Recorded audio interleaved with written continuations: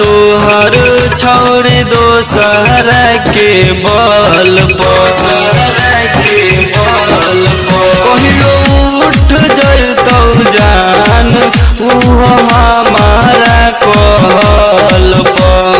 कह दिहे ओकर के मिलतौ न सिर से कह दिहे ओकर के मिलतौ न सिर से मारबो की सरवा के कानू टोला घेर के मारबो की सरवा के कानू टोला घेर के मारबो की सरवा के कानू टोला घेर के अभी तोहर भाई छोड़ी गाड़ी देते फेर से मारबो की सरवा के कानू टोला घेर के अरे माई रे मारबो की सरवा के कानू टोला घेर के अच्छा तुझे